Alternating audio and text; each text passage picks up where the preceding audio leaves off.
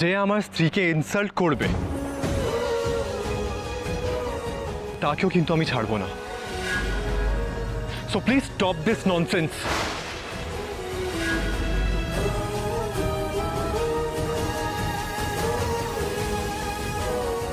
আর আমাকে যদি কেউ ইনসাল্ট করে আমিও কিন্তু তাকে ছেড়ে কথা বলি না স্যার, এই কথাটা আপনিও মনে রাখবেন। আপনি একটু আগে বললেন না যে আপনার খারাপটা আমি এখনো দেখিনি, আপনিও কিন্তু অ্যাশকে এখনো চেনেননি স্যার। অ্যাশ যখন এটা ভেবেছে যে আপনি অ্যাশের হবেন, তখন আপনি অ্যাশের হবেনই।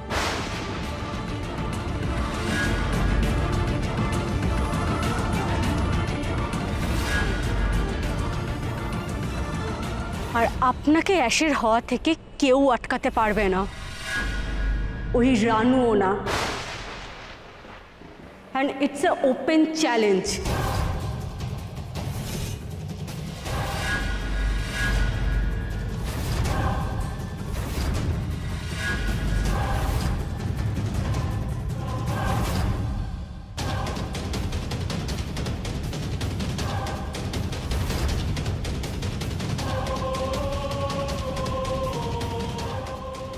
ওই মেয়েটা কে বাবা?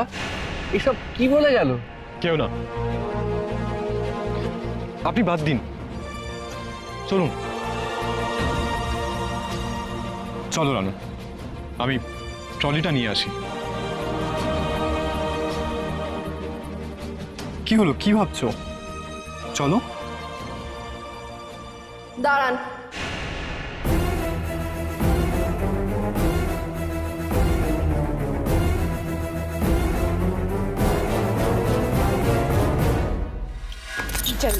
কি চাইলে তুমি শাশুড়ির কাছে? হ্যাঁ, তুমি আমার থেকে আলাদা হতে চাইছো? আমার থেকে? তোমার এত বড় সাহস হয় কি করে বলো? মা, তুমি কিন্তু প্রমিস করেছো আমি যা চাইবো তুমি তাই দেবে। তুমি আমার কোটিপতি মা, তোমার বড় ছেলেকে এইটুকু দিতে পারবে না?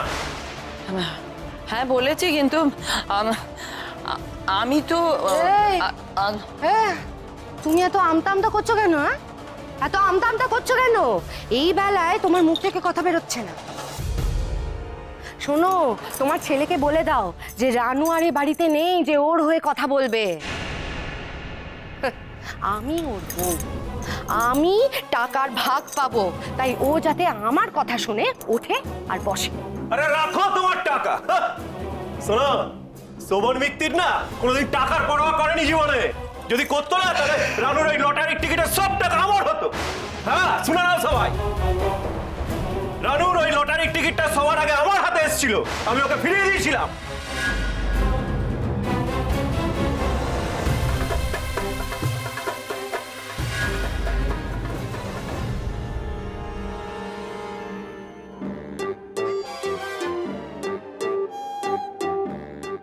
আরে বাহ, ভালো তো।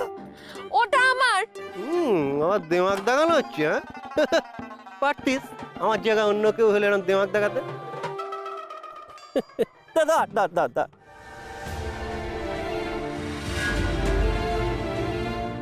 শোভন মিত্তি সারা জীবন শুধু একটা জিনিসেরই পরোয়া করেছে, সেটা হলো ভালোবাসা, যার মর্ম বুঝবার মতো ক্ষমতা তোমার নেই বেবি। কি বললে তুমি আমায়? তুমি শুধু বোঝো টাকা, এর বাইরে কোনো সম্পর্কের দাম তোমার কাছে নেই। তোমার জীবনে আমি রইলাম কি গেলাম তাতে তোমার কিচ্ছু যায় আসে না। এখন আমি স্পষ্ট বুঝতে পারছি কেন তুমি আমার কাছে ভালো বউ সাজার নাটক করেছিলে, কেন তুমি উঠে পড়ে লেগেছিলে বাবার দোকানে আমায় বসাবার জন্য। আরে আমি কি এত লেখাপড়া জানি না? একটা ফেন্ট ওয়াল কে চাকরি দেবে আমায়? কেন? তোমার বাবারই তো ব্যবসা আছে, ইট বালি সিমেন্টের, সেটা জয়েন করো। তোমার বাবাকে সাহায্য করো, তোমাকে নিজের পায়ে দাঁড়াতে হবে সোনা। নেকা, শুধু ভালো সাজার জন্য আমি তোমাকে ওই দোকানে বসাইনি। হ্যাঁ,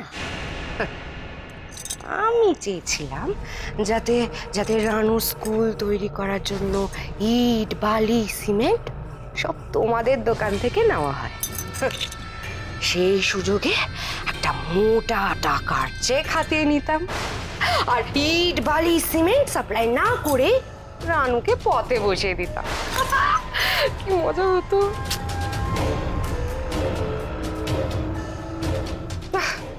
কিন্তু কি আর করার, অত কিছু তো করাই গেল না। তার আগেই তো রানুকে ভিখারির মতন বাড়ি থেকে বেরিয়ে যেতে হলো। আরে হাউ স্যাড। কিন্তু শোনো, তুমি একটা কথা কান খুলে শুনে রাখো, তুমি আমাকে ছাড়লে তোমার কপালেও ভাত জুটবে না, তুমিও ভিখারি হয়ে যাবে, তোমাকেও পথে পথে ঘুরে বেড়াতে হবে। ইস কি খারাপ হবে বলো তো। তাই তুমি মুখটা বন্ধ করে আমার কথায় ওঠো আর বসো। হ্যাঁ, এটাকে কি বলে জানো? কাঁচকলা। তুমি এখন এসব ভাটবকা বন্ধ করে আমি যেটা বলছি সেটা শুনে নাও।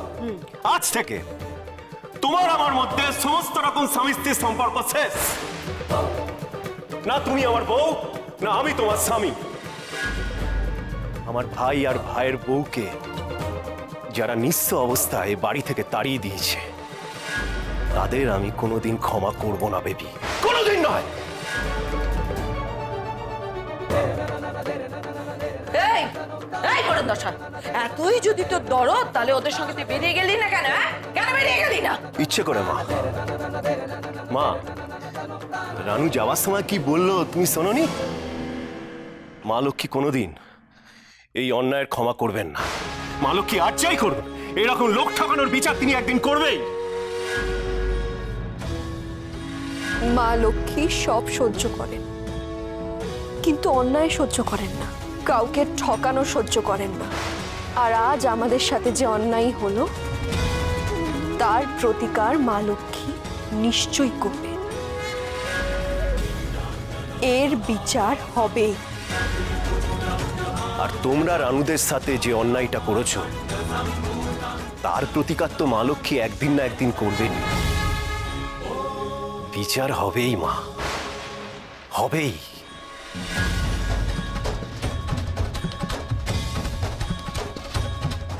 আর সেটা দেখবার জন্যই আমি এই বাড়িতে থেকে গেলাম। দেখি দেখি মা লক্ষ্মী বিচারটা কদিনে করে।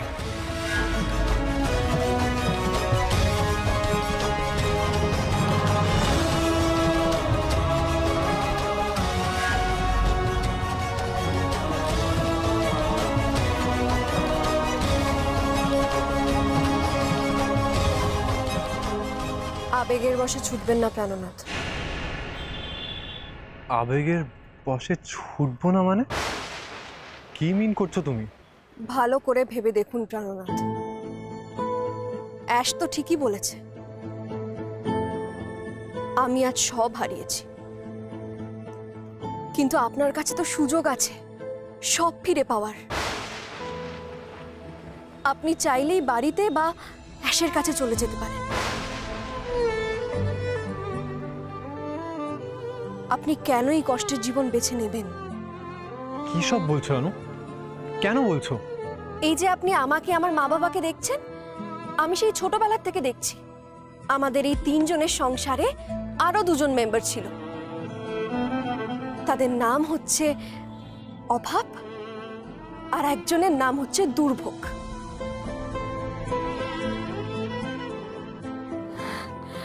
আমরা তাদের সাথে সংসার করতে অভ্যস্ত। তারা মাঝে কয়েকদিনের জন্য বেড়াতে গেছিল, আজ আবার ফিরে এসছে।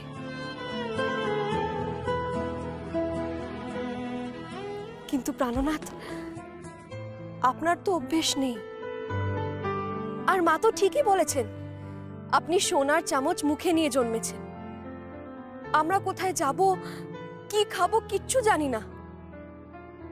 আর খালি পেটে মোটেই ঘুম আসতে চায় না প্রাণনাথ, খুব কষ্ট হয়।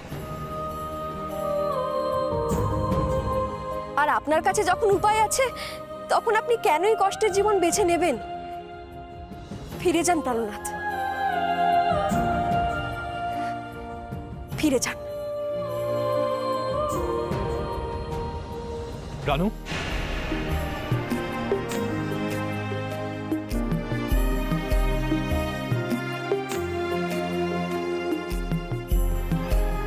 সোনার চামচ মুখে নিয়ে জন্মালেও আমি অনেকগুলো বছর বাড়ির বাইরে হস্টেলে কাটিয়েছি। হস্টেল জীবন মানুষকে কি শেখায় জানো? সব কিছু ভাগ করে নিয়ে বাঁচতে শেখায়।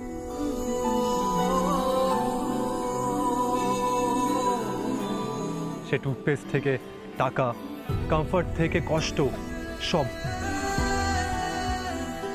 আমি সেলফিশ নই, আমি সব কিছু ভাগ করতে জানি রানু।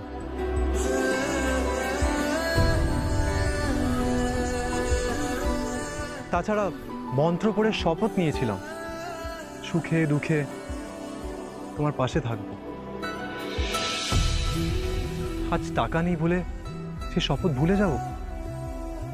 শপথ কি এত সস্তা হয়?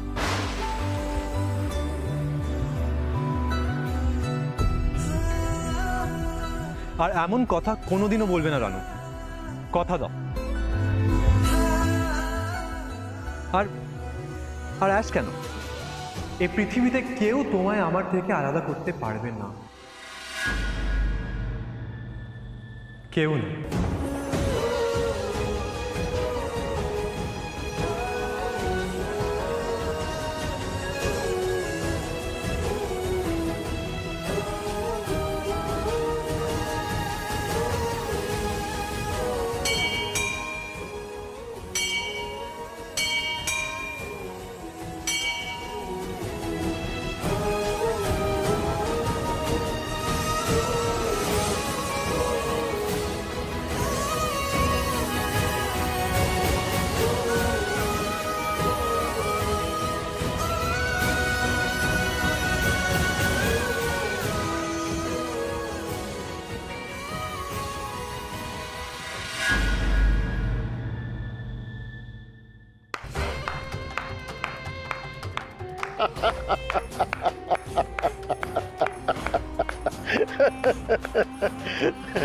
তাহলে টাকাতেও শান্তি নেই বলছেন?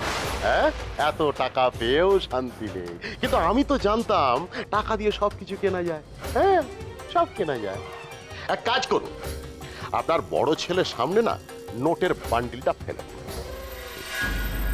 ব্যাস, দেখবেন সব ডায়লগ একেবারে মায়ের ভোগে চলে গেছে। আর হাতে টাকা পেলেই মাথায় নিত্য নতুন ইচ্ছে জাগবে, শখ জাগবে। হ্যাঁ, আর আর ওই পুরনো কথাগুলো সব বাতিল কাগজের মতন ডাস্টবিনে চলে যাবে। বলছি শোনো না হাতে টাকা এলে নিত্য নতুন ইচ্ছে জাগে। বাবারে যা সব ইচ্ছে জাগে না। মা ইচ্ছে জেগেছে মা। বলছি জাগলো না তো? জাগেনি? জাগে। তোমায় বলি, আমার ভাগ্নির গল্পটা তোমায় বলি। আরে আমার ভাগ্নি মানে বড় লোক মামার ভাগ্নি, তো বুঝতেই পারছো, তার সব নিত্য নতুন শখ জাগে, ইচ্ছে জাগে। এখন তার ইচ্ছে জেগেছে কি জানো? সে যে কলেজে পড়ে সেই কলেজে প্রফেসরকে তার মনে ধরেছে, খুব পছন্দ হয়েছে তার। আমার উপরে দায়িত্ব পড়েছে যে সেই প্রফেসরকে তার পায়ের কাছে এনে ফেলে দিত। তা আমি কি করব, আমার তো প্রচুর কাজের চাপ। তা আমি ভাগ্নিকে বললাম যে শোন শোন, আমাকে একটু সময় দে, একটু সবুর কর। হ্যাঁ, তার কারণ আমার মাথায় তো রানুকে পথে বসানোর ছক্কা হয়ে বসে আছে না। তাই ওর কাছ থেকে একটু সময় চাইলাম, বললাম দুটো দিন সময় দে, তারপরে তোর পছন্দের প্রফেসরকে একেবারে তোর পায়ের সামনে এনে ফেলে। তুই চেয়েছিস আমার কাছে কিছু, সেটা হবে না। মহিম মণ্ডলের ভাগ্নি তুই, মহিমের মহিমা দেখ। সত্যি সত্যি কি মহিমা। বলছি এমনি আপনার ভাগ্নি মানে কে, কি নাম? আমার ভাগ্নির নাম আন্টি।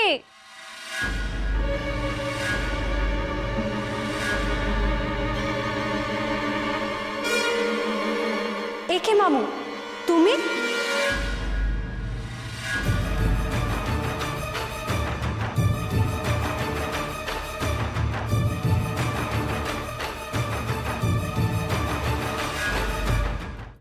এসো মন্দিরের ভেতরে যাই।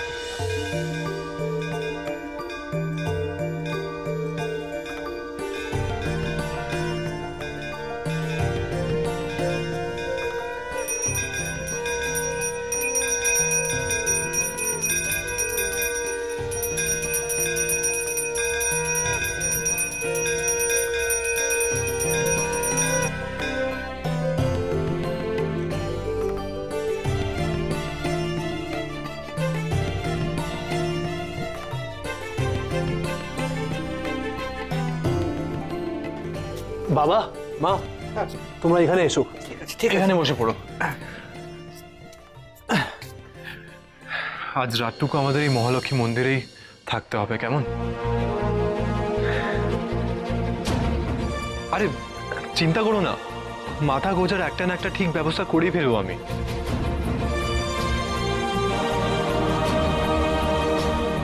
মা লক্ষ্মীও তো আছেন আমাদের মাথার উপর। প্রাণনাথ, আপনি মা বাবার জন্য যা করছেন ওদের নিজের ছেলেও বোধহয় এতটা যত্ন করতো না। একটা কথা বলবো, কিছু মনে করবে না তো? না না, ছি ছি, বলো না। মানে দেখো বাবা, তোমাদের বিয়ের অনেক আগে থেকে তোমরা আমাদের মনিব। রানুমা তো ঠিক কথাই বলেছে, আমরা তো গরিব, কষ্ট সহ্য করার অভ্যেস আমাদের আছে। কিন্তু তোমার তো সে অভ্যেস নেই বাবা, তোমার তো কষ্ট হবে। তুমি তুমি পারবে তো? আমার তো নিজের লোকের কাছে ঠকারও অভ্যেস ছিল না, ঠকেছি, মেনেও নিয়েছি, সেভাবে এটাও মেনে নেব।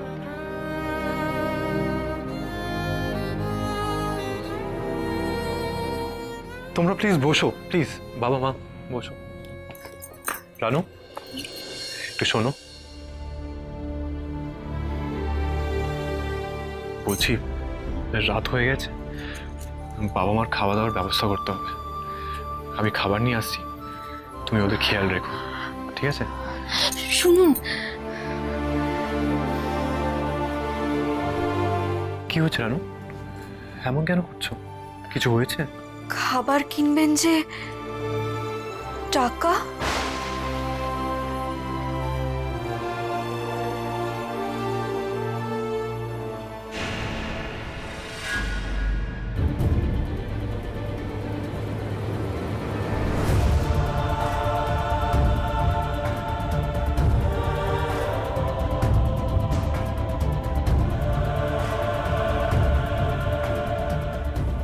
প্রাণনাথ, মা বাবাকে সারা রাত না খেয়ে থাকতে হবে, একটুও টাকা নেই যে ওনাদের।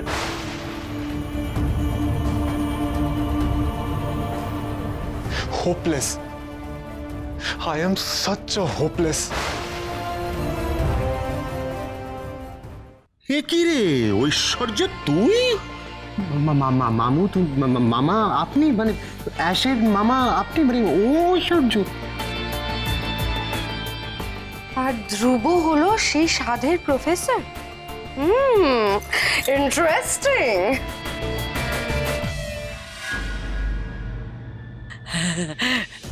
ব্যাস, তাহলে তার চিন্তাই নেই কোনো। ধ্রুবকে ও পাবেই, মানে ওকে, ওই অ্যাশকে আমার বাড়ির বউ করে নিয়েছি, ধরে নিন মরণ। দাঁড়ান দাঁড়ান দাঁড়ান দাঁড়ান দাঁড়ান, কি বলছেন বলুন তো? কি বলছেন? অ্যাশ ট্যাশ? আপনার সাথে তো আমার ক্যাশের সম্পর্ক, আমি তো বুঝতে পারছি না অ্যাশ ট্যাশ কি। ও ঐশ্বর্য, আমার ভাগ্নি ঐশ্বর্য। উফ মামু, কলেজে আমাকে সবাই অ্যাশ বলে ডাকে, ও সব তুমি বুঝবে না। আন্টি, ও আন্টি, ধ্রুব স্যারের সাথে আমার বিয়েটা কি করে পসিবল হবে? মামু, ও মামু, ধ্রুব স্যার তো আমাকে পাত্তাই দেন না। আচ্ছা তুমি বলো তো, ওই রানুর মধ্যে কি আছে যা আমার মধ্যে নেই? দেখো, তুমি তো বলেছিলে, বলো, যে টাকা ফেললে সব কিছু পাওয়া পসিবল, তাহলে হোয়াই নট ধ্রুব স্যার? এর মুখে তো ধ্রুব ছাড়া কোনো কথাই নেই। আর আমার নিজের মাও তো দেখছি দূর দূর। আপনি শান্ত হন, কেন এরকম করছেন? রানু, কি করে শান্ত হব বলো? কি করে? মা বাবা না খেয়ে বসে আছে, আর আমি এতটাই হেল্পলেস যে ওদের মুখে দুটো খাবার তুলে দিতে পারছি না।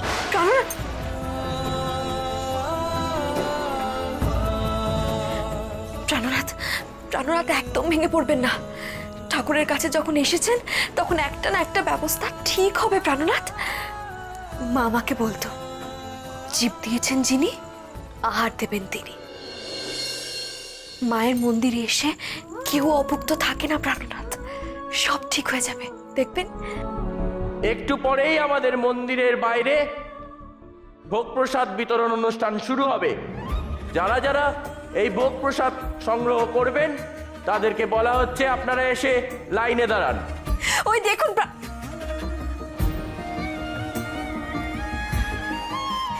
ওই দেখুন প্রাণনাথ, বলতে না বলতে। জয় মা লক্ষ্মী, জয় মা লক্ষ্মী। প্রাণনাথ চলুন এবারে মা বাবার জন্য ভোগ নিয়ে আসি, চলুন। আমি বলেছিলাম না, সব ঠিক হয়ে যাবে, সব।